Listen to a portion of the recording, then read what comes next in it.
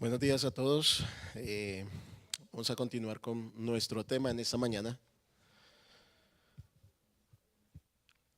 Hemos visto hasta el momento, hemos definido algunos términos dentro de la expiación y nos hemos dado cuenta que por un lado nos habla de cubrir y también de propiciar.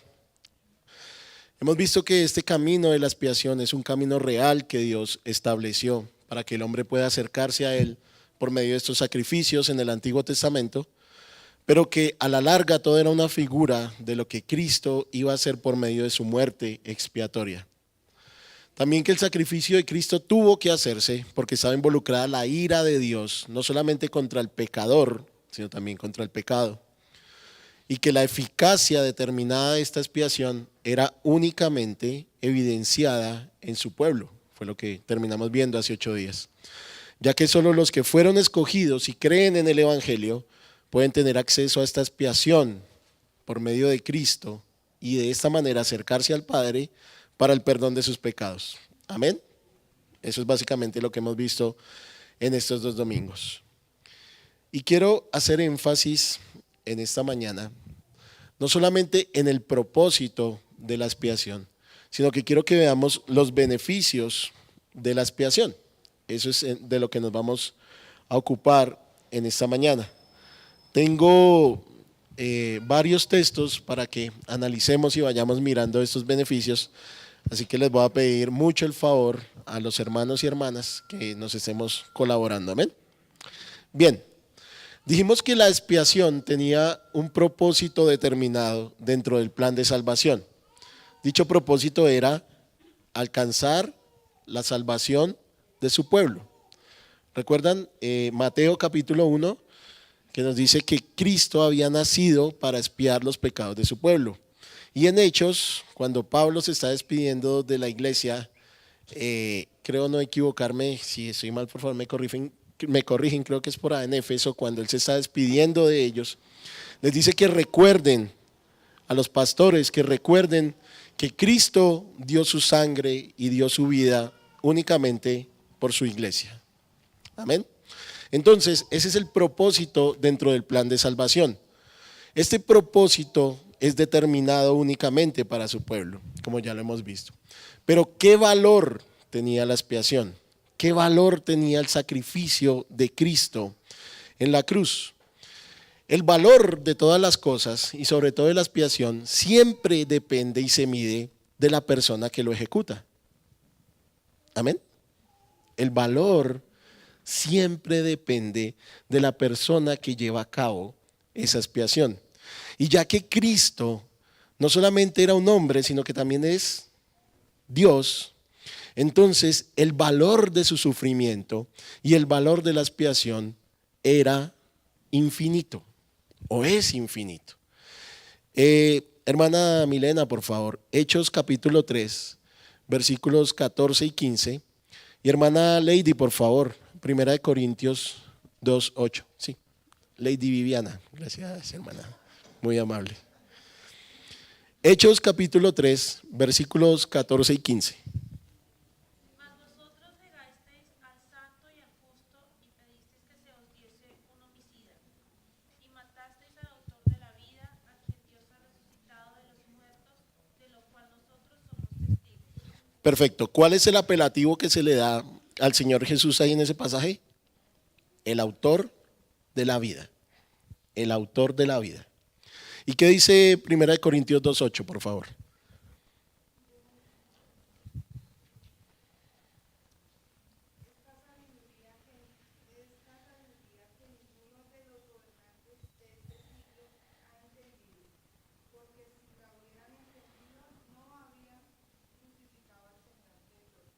Muy bien. ¿Cuál es el apelativo que se le da al Señor Jesús ahí?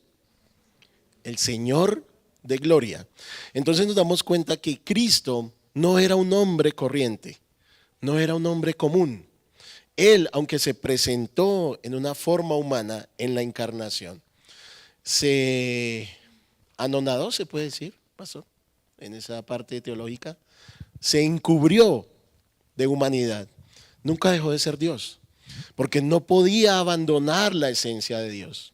Así que cuando Él muere, no muere solamente como un hombre común y corriente. Él es un hombre sin pecado, un hombre perfecto. Por eso es que el valor de la expiación es infinito. Es un valor infinito. Ahora, ¿por qué tenía que ser Cristo quien tenía que morir? ¿Por qué no podía morir un ángel? ¿O por qué no podía morir un hombre moralmente correcto? Porque el pecador, o sea nosotros, habíamos ofendido a una persona de una dignidad suprema. La ley de Dios no era un juego. No sé si ustedes recuerden, hay un pasaje, creo si no estoy mal, si no es en Éxodo es en Levítico. El Señor establece 6 días y dicen, durante esos 6 días pueden hacer lo que quieran. Trabajen, estén en sus casas, hagan recolección, salgan con sus hijos al parque, hagan lo que quieran. Pero un día me lo van a dedicar a mí. ¿Sí? Un día. Y el pasaje dice que un hijo de un extranjero le pareció cosa sencilla y salió a recoger unos palitos porque tenía hambre, quería hacerse una sopita. Y al recoger estos palitos hizo una fogatica y se hizo una sopita. Y se lo dijeron a Moisés. Moisés, fulano de tal, lo vimos recogiendo en día de reposo unas ramitas para hacerse una sopita. Moisés dijo, no sé qué hacer, pero se lo voy a consultar al Señor. El Señor dijo, mátenlo. Porque mi ley no es ningún juego. Así que si la ley del Señor había sido violada por los pecadores, una persona de valor infinito como el Señor Jesús era el único que podía satisfacer nuevamente la justicia de la ley. Por eso era que un ángel no podía morir o una persona moralmente buena no podía morir. El único que podía morir para satisfacer la ley de Dios era Dios hecho hombre. Amén. ¿Hasta ahí va claro ese punto en la expiación? El valor que tiene la expiación, el valor de la muerte, del sacrificio de Cristo, no se basa solamente en el acto como tal, sino en la persona que lo llevó a cabo. ¿Bien? Ahora, nos dimos cuenta hace 8 días también que nos decía el pastor Humberto en la predicación hace 8 días que la ira de Dios no podía arreglarse con palabras bonitas. Me gustó esa idea que él nos expresaba. No podía arreglarse con actos simples. El Hijo tuvo que morir para satisfacer la justicia divina. Para vindicar, ¿recuerdan lo que es vindicar? Lo vimos hace 8 días, esa palabra está en la Biblia. Vindicar es la recuperación de la justicia, da la idea de una venganza. Dios fue traicionado por el pecado del hombre.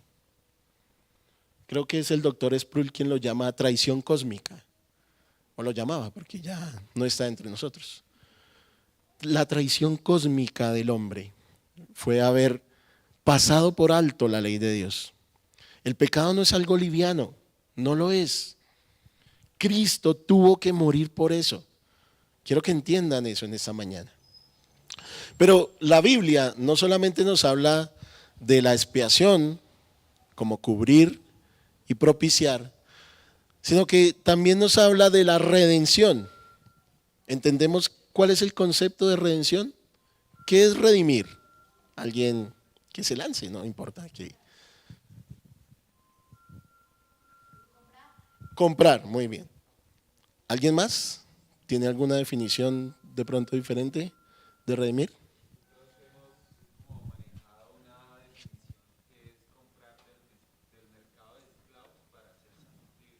Muy bien, esa es la idea, ¿no? De esa palabra en el Nuevo Testamento. En el Antiguo Testamento también daba la idea de recuperar la honra. ¿Recuerdan el libro de Ruth?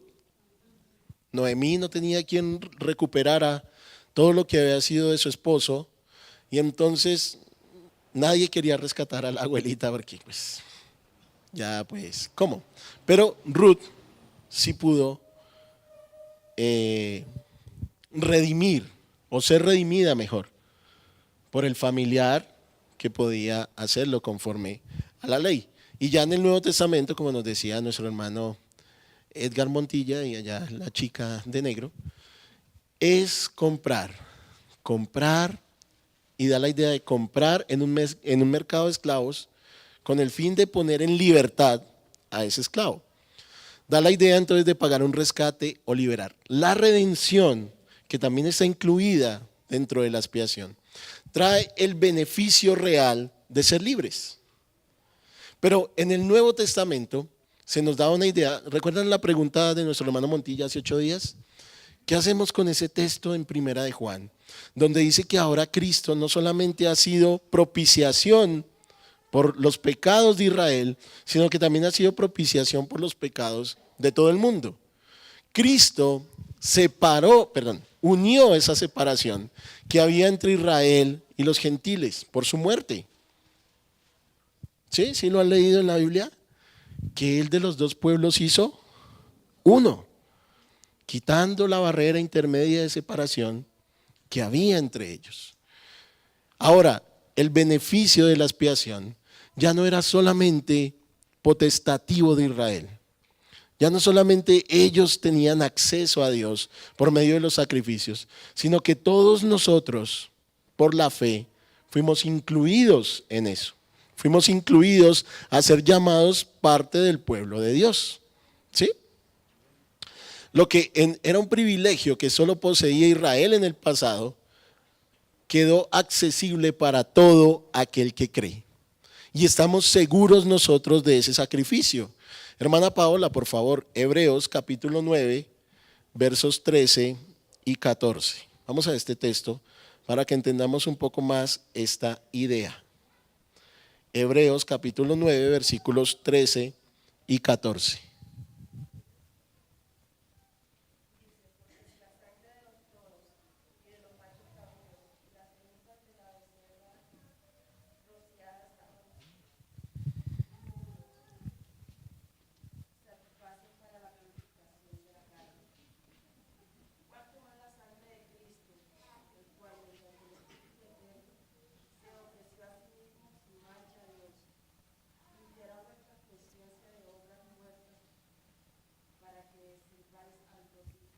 Muy bien, gracias. ¿Qué es lo que estaba diciendo ahí el escritor de la carta? ¿Recuerdan que en el pasado ustedes sacrificaban animales y de esa manera quedaba cubierto su pecado delante de Dios? Pues cuánto más ahora, ¿no? Que no solamente tenemos novillas o cabritos o corderos para sacrificar, sino que el Hijo de Dios, Cristo, quien por el Espíritu eterno se ha ofrecido sin mancha, ¿cuánto más purificará nuestras conciencias? Entonces, ya no solamente Israel era parte de ese privilegio de poder acercarse a Dios, sino que todos fuimos incluidos por la fe en el sacrificio de Cristo. Bien, pero de lo que vamos a hablar esta mañana es de ¿qué? De los beneficios de la expiación. Muy bien, porque la Biblia nos habla de que el pecado tenía un poder. Hermana Mayra, por favor, Hebreos capítulo 2, ahí mismo en la carta.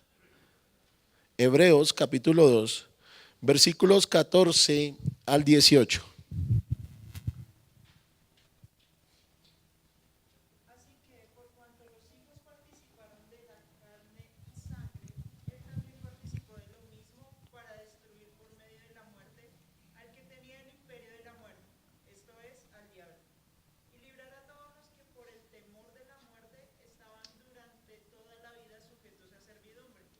Porque ciertamente no socorrió a los ángeles, sino que socorrió a los descendientes de Abraham.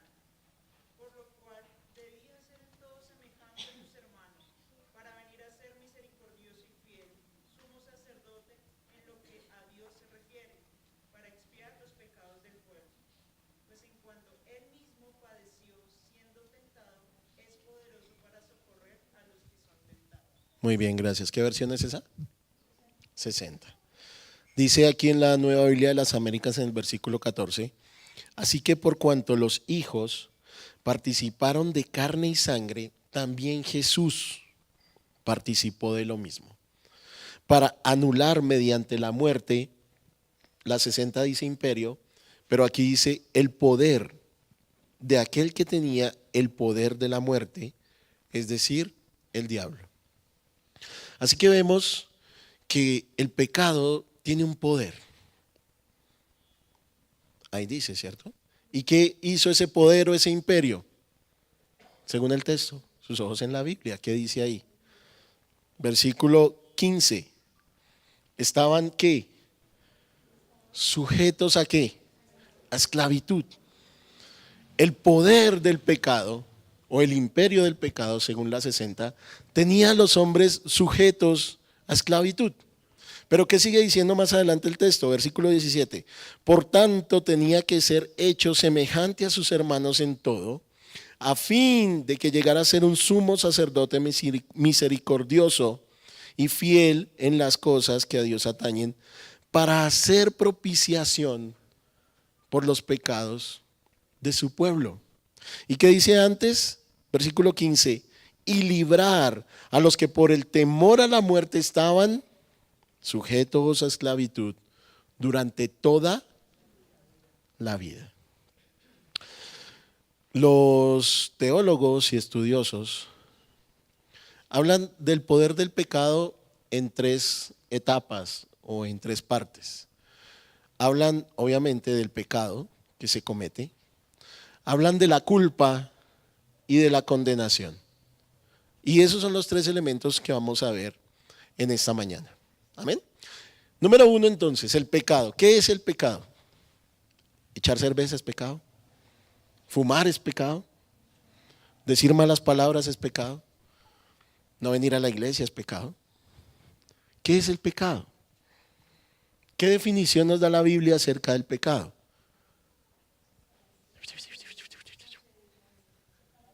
Separación. ¿Qué más? Transgredir la... Hermana, excelente. Transgredir la ley de Dios. ¿Qué es transgredir? Violar. ¿Qué más? Pasar por alto. ¿Qué más? Hermano, ya. Por eso me gozo. Errar al blanco. Da la idea en la Biblia, en el Antiguo Testamento, de tener un blanco y no darle a eso. ¿Cuál sería el blanco en el pecado? A ese blanco que no le damos. Un mandamiento, perfecto. Es tomar un mandamiento y no cumplirlo. No tener en cuenta el mandamiento para cumplirlo. A ver, un mandamiento de la ley de Dios, hermano José. No matar. Tengo el mandamiento ahí, ¿cierto? Si mato, ¿qué pasa? No le doy al blanco. Es sencillo. ¿Cómo fue que dijo el hermano? Pasar por alto, ¿sí? Errar al blanco, muy bien. Entonces, básicamente es eso. El apóstol Pedro, que, bueno, en mi opinión, me parece mucho más excelente en sus cartas que el mismo Pablo, porque tiene una esencia diferente. Nos habla de esto. El apóstol Pedro nos dice que todo hombre, desde que nace, tiene una predisposición natural a desobedecer. Tiene una predisposición natural a errar a ese blanco, a pasar por alto los mandamientos de Dios. Hermana José, por favor. Primera de Pedro, capítulo 1, versículo 18. Primera de Pedro, sí señor, capítulo 1, verso 18. ¿Qué dice la escritura? Fuisteis rescatados de vuestra vana manera de vivir, la cual recibisteis de vuestros padres, no son cosas corruptibles como oro o plata. Versículo 23. Siendo renacidos no de simiente corruptible, sino incorruptible por la palabra de Dios, que vive y permanece para siempre. Amén. Si ustedes leen todo el pasaje, se darán cuenta cómo el apóstol va definiendo al hombre. Y le dice, mire, usted fue rescatado porque usted había heredado de sus padres una condición, lo que los teólogos han llamado el pecado original. ¿sí? El pecado 01, el pecado que no tiene copia. Ese es el pecado o la predisposición natural que tenemos todos los hombres desde la concepción misma. ¿Recuerdan por ahí el Salmo 51? Es el que siempre se escoge para hablar de esas cosas. En pecado me concibió mi madre. Unos dicen que fue por el pecado de la mamá, otros dicen que es la condición natural. Me inclino más por la segunda. Porque el niño, ¿cuál es la primera palabra que aprende el niño? No, ¿cierto? No, esa es la primera, porque todo el mundo la dice. No coja eso, no meta los dedos ahí, no haga esto. Porque hay una predisposición natural en el ser humano a errar al blanco, a desobedecer. Dicha predisposición o naturaleza siempre está inclinada a la desobediencia. Lo que el sacrificio de Cristo logró fue darnos una nueva actitud hacia esa tendencia natural. ¿Cómo llama la Biblia a esa nueva actitud? Una nueva naturaleza, ¿cierto? Tiene que ser cambiada la naturaleza de la persona, porque la naturaleza original con la que viene está siempre predispuesta a desobedecer. Mientras que cuando la persona, por la fe, es cambiada en su naturaleza, ahora tiene una disposición ¿a qué? ¿A errar al blanco? No, a darle al blanco. Ahora mira ese mandamiento de no matar y dice, Señor, tu palabra me dice que no debo hacerlo. Y empieza la lucha. Solo el creyente es el que tiene la lucha. El incrédulo no lucha, es el creyente el que lucha contra el pecado. Y nos muestra la Escritura cómo, por medio del sacrificio de Cristo, nos da ese poder para vencer. Hermana Cecilia, por favor, ahí en la carta de Pedro, capítulo 2, versículos 11 al 12. Como a extranjeros y peregrinos, que os abstengáis de los deseos carnales que batallan contra el alma, mas teniendo buena vuestra manera de vivir entre los gentiles, para que lo que murmuran de vosotros como de malhechores glorifiquen a Dios en el día de la visitación al considerar vuestras buenas obras. Y el versículo 16, por favor. Como libres, pero no como los que tienen la libertad como pretexto para hacer lo malo, sino como siervos de Dios. Gracias. ¿Qué es entonces lo que logró el sacrificio de Cristo dándonos esa nueva naturaleza? Según lo que acabamos de leer ahí. Libertad. ¿Pero libertad para qué? Para hacer lo bueno, para servir a Dios, para adorarlo. ¿Antes éramos libres para hacer eso? No. ¿Qué nos dijo la carta a los Hebreos? Que estábamos esclavos, que estábamos presos del pecado, que estábamos encerrados ahí y no teníamos libertad para servir a Dios. Pero uno de los beneficios que nos trajo la redención, que nos trajo la expiación, es poder ser libres para adorar a Dios. Esta libertad no es algo imaginario, hermanos. No es algo superfluo, no es algo que está por ahí a ver si alguien puede adquirirlo, no, es real. Es real para nosotros. No es algo que se escribió en un papel, simplemente. Podemos ser libres para servir a Dios, para amarlo, para cumplir los mandamientos de la ley. Esa es la libertad que Cristo nos otorgó. Amén. Segundo punto, la culpa. La culpa tiene que ver con la conciencia del hombre. La culpa es una deuda. ¿Qué es la conciencia? La conciencia, nos dice la carta a los Romanos, que es ese conocimiento de la ley que está innato en todos los seres humanos. Eso es básicamente la conciencia. Pero también nos dice el apóstol por allá, escribiéndole a Tito, que dicha conciencia puede ser acallada e incluso corrompida por los hombres. Para nosotros como creyentes, muchas veces la culpa se convierte en un obstáculo, como esa piedra en el zapato cuando queremos servir al Señor. La culpa se define como un acto voluntario, bien sea por acción o por omisión. Podemos llegar a ser culpables por algo que hacemos o podemos ser culpables por algo que dejamos de hacer. Nuestra tendencia natural siempre es a echarle la culpa a los demás, ¿cierto?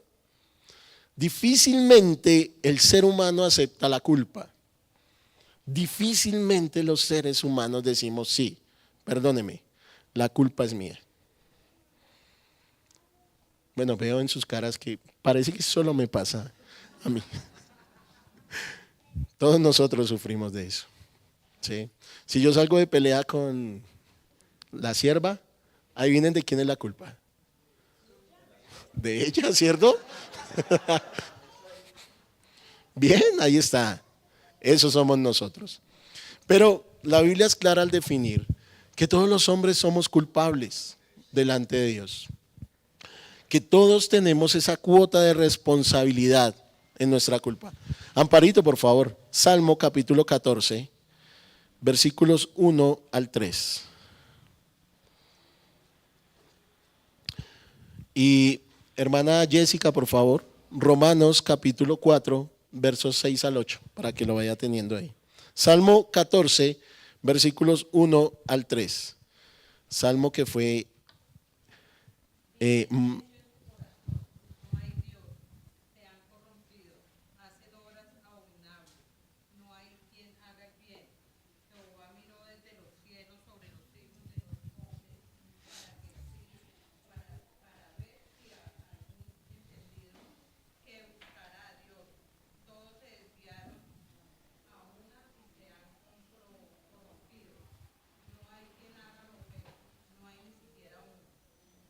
Amén, muchas gracias.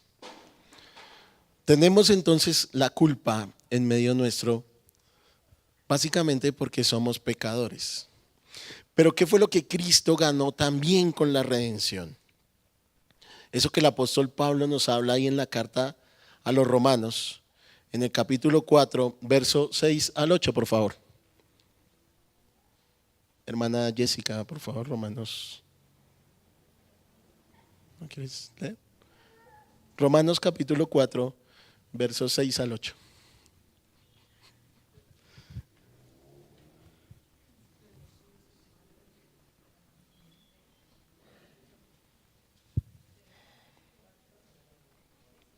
Capítulo 4, versos 6 al 8. Sí, señora. Como también David habla de la bienaventuranza del hombre a quien Dios atribuye justicia sin obras, diciendo, bienaventurados aquellos cuyas iniquidades son perdonadas y cuyos pecados son cubiertos. Bienaventurado el varón a quien el Señor no inculpa de pecado. Muy bien, gracias. Tomando esa figura del Salmo 32, el apóstol Pablo habla acerca de David y de cómo por medio del sacrificio pudo recuperar ¿qué? Según el texto. ¿La qué? ¿Qué pudo recuperar? No, eso era lo que tenía la culpa. ¿Pero qué recuperó? Justicia. Muy bien. La justicia de la ley. Fuimos justificados por Cristo. No me voy a meter en ese tema porque es tema de los hermanos que vienen después de mí. Voy a dejarlo hasta ahí. Pero debemos entender que la redención no solamente nos libra del pecado, sino que nos entrega la satisfacción de la ley cumplida, es decir, la justicia de Cristo. Y la justicia de Cristo nos hace libres de la culpa del pecado. Amén. Y como por último punto, tenemos la condenación. Recuerden, el poder del pecado se basaba en el pecado cometido, en la culpa que traía y redunda o da como resultado en la condenación. No cabe duda de que todo lo que Cristo hizo a la larga redundará en el hecho de que nuestras almas sean libres de la condenación. Una condenación es una sentencia. Es una sentencia sobre algo que hemos hecho. Johncito, por favor. Romanos capítulo 5, verso 16. Y Santiago, porfa, primera de Juan 3, 4 al 8. ¿Qué dice Romanos capítulo 5, 16? Y con el don no sucede como en el caso de aquel uno que pecó, porque ciertamente el juicio vino a causa de un solo pecado para condenación, pero el don vino a causa de muchas transgresiones para justificación. Muy bien, mi hermano, gracias. Una condenación, según lo que acabamos de leer ahí, es una sentencia, ¿cierto? En nuestro caso, es el veredicto que Dios dictaminó sobre nuestro pecado. Nuestro pecado ofendió a Dios. ¿Cuál era el castigo? La condenación. Y como Dios es un ser eterno, nuestra condenación iba a ser eterna. No había escapatoria. Porque habíamos traspasado su ley. Lo cierto es que estábamos perdidos, pero no solamente de manera temporal, estábamos perdidos para siempre por el pecado.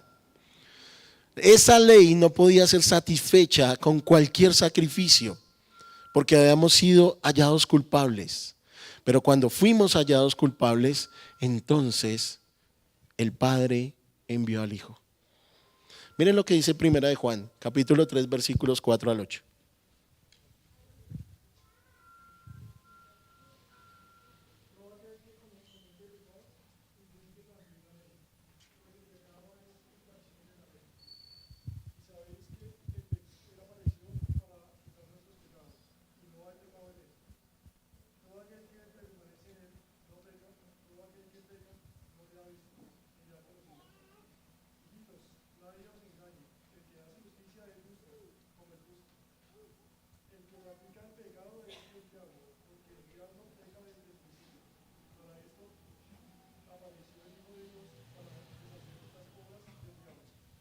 Perfecto, mi hermano, gracias. ¿Para qué apareció el Hijo de Dios? Para deshacer las obras del diablo. La expiación tiene ese fin particular. Nos libró del pecado, nos libró de la culpa y nos libró de la condenación. En ese propósito fuimos todos incluidos por la fe. Solo los que están dentro del pueblo de Dios pueden acceder a los beneficios de la expiación. Gálatas capítulo 2, versículos 15 y 16. Escuchen este texto, hermano, pónganle mucha atención.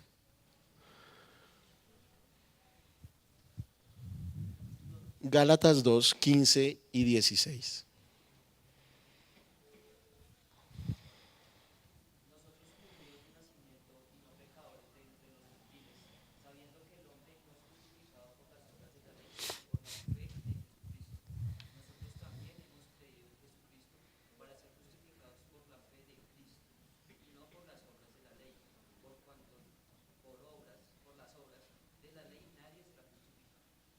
Perfecto.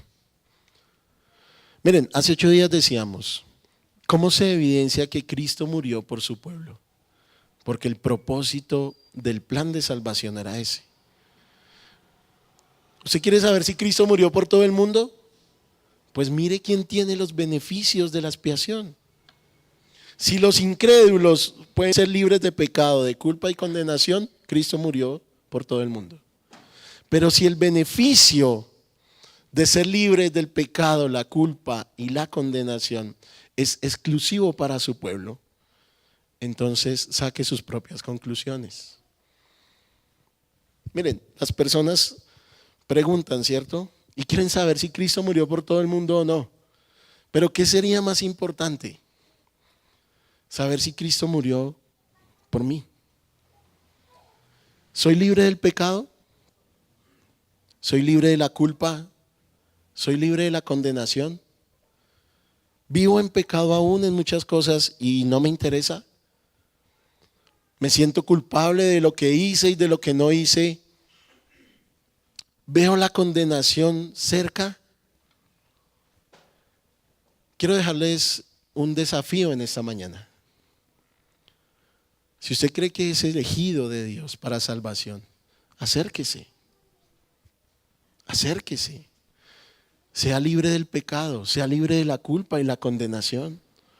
Sea libre de esas cosas. Y si esto no le interesa, o los que están viendo, o verán después, pues aléjese y haga firme su reprobación. Ahí los tienen, solo hay dos caminos.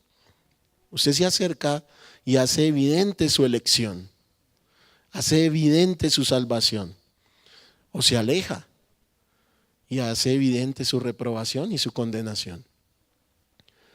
Uno de los cuadros más representativos, y con esto termino en esta mañana, es el cuadro que presenta el escritor de los Hebreos en el capítulo 10, por favor.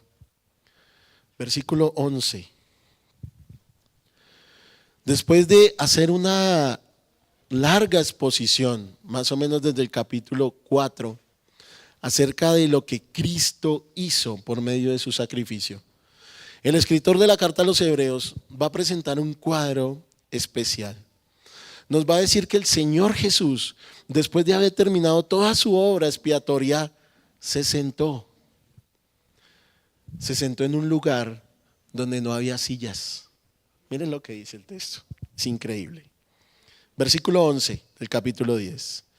Ciertamente todo sacerdote está de pie día tras día, ministrando y ofreciendo muchas veces los mismos sacrificios que nunca pueden quitar los pecados. ¿Qué era lo que hacía el sacrificio? Cubría, recuerden, cubría y hacía favorable el don de la misericordia de Dios, la propiciación, pero no podía quitar el pecado. Versículo 12, pero, y ese pero es excelente, pero Cristo, habiendo ofrecido un solo sacrificio por los pecados, para siempre se sentó a la diestra de Dios. ¿Por qué los sacerdotes no se podían sentar? Porque no había sillas. ¿Pero por qué no había sillas en el tabernáculo o en el templo?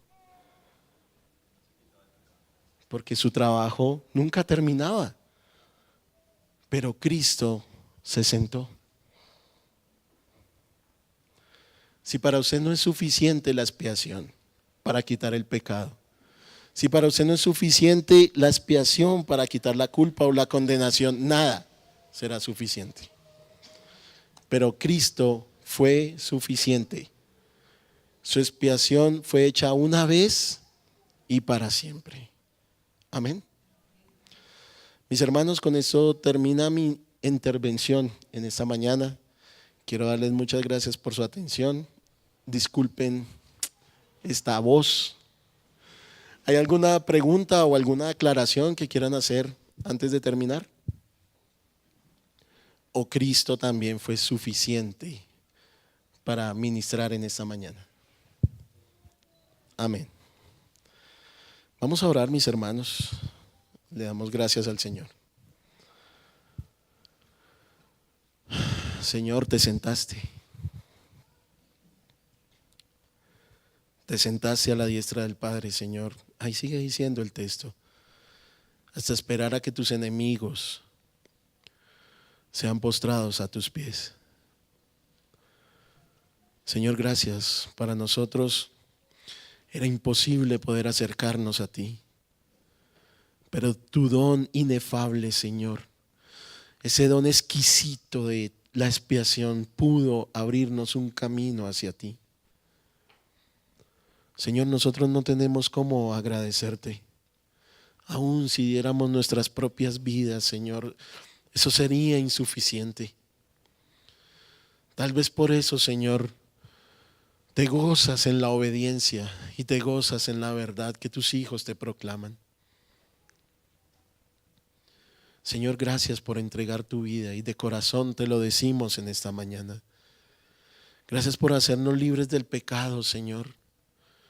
Ese enemigo que a veces también batalla con nosotros, Señor, por nuestra indecisión y nuestra incredulidad, pero que tú lo has vencido, Señor, y nos has hecho libres de él. Gracias por librarnos de la culpa que la ley, Señor, establecía sobre nosotros. No hubiera podido ser suficiente miles de sacrificios, Señor. Tú lo dices también ahí en Hebreos. Los miles de sacrificios jamás podían hacer libres de culpa a los que habían sido transgresores de la ley. Y gracias por librarnos de la condenación, Señor. Tenemos un destino cierto y eterno en ti. Nuestras vidas, Señor, no nos pertenecen, te pertenecen a ti. Señor, anhelamos poder verte cara a cara, ser conocidos, Señor, como hemos de ser conocidos, como dice la carta a los Corintios. Anhelamos estar en tu presencia, Señor, para siempre. Poder disfrutar, Señor, de tu compañía eternamente. Y eso solamente lo logró tu sacrificio en la cruz. Por favor, Señor, que mis hermanos y yo comprendamos que tú nos eres suficiente para todo. Que no necesitamos nada más, Señor. Que otros disfruten de placeres, que otros disfruten de riquezas, Señor, no nos interesa. Queremos disfrutarte a ti, Señor, únicamente. Queremos disfrutar de tu compañía, de tu palabra, Señor. Ayúdanos a entender eso de una buena vez en nuestras almas. Que nada de lo que hay en este mundo nos pertenece, Señor. Que tú eres nuestra porción. Que tú eres nuestra porción, Señor. El salmista lo dijo, no pudieron caer en mejor lugar nuestras cuerdas. En esos lugares deleitosos, Señor. Que tú nos seas suficiente. Te lo suplico en esta mañana. Gracias por tu palabra, Señor, y la exposición de ella. Sé que tu Espíritu es quien ministra los corazones, Señor. Glorifícate en esto. Muchas gracias, mi Dios. Amén.